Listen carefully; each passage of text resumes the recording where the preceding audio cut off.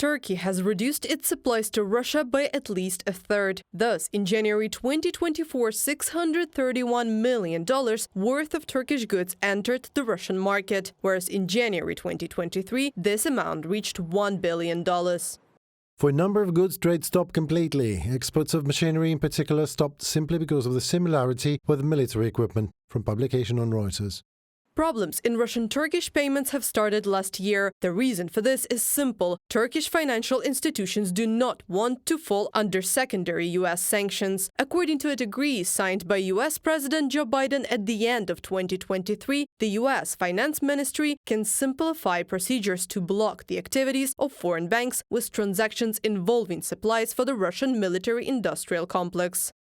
Banks have suspended services to corporate clients with Russian roots. Companies have indeed started to be advised to complete transactions with the bank and close their accounts. This mainly affects businesses that use Turkey as a transit jurisdiction for settlements and deliveries, as well as oil and gas traders. Iskandar Mirgalimov, international payments consultant, in comments to Russian media. Ankara has also tightened the requirements for individuals who want to open an account. Thorough checks of all transactions with Russia have already affected the work of Russian oil exporters. They have not been able to receive money from Turkey for sold barrels for about 3 weeks, Reuters writes. Russian ambassador to Turkey said that the problem is very serious, while negotiations with Ankara have so far gave no results. Beijing is also not eager to fall under the restrictions. The 3 largest banks in China have stopped accepting payments from Russian credit organizations.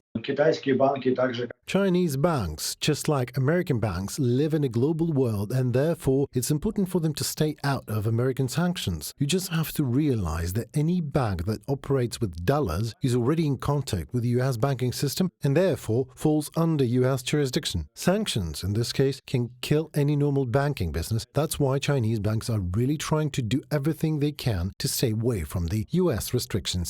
Late last week, it became known that major banks in the United Arab Emirates have sharply restricted transactions with Russia. They are not accepting payments from the Federation and are not making transfers in the opposite direction. They are also closing the accounts of companies owned by the Russians. Meanwhile, EU ambassadors have already agreed on the 13th package of sanctions against Russia.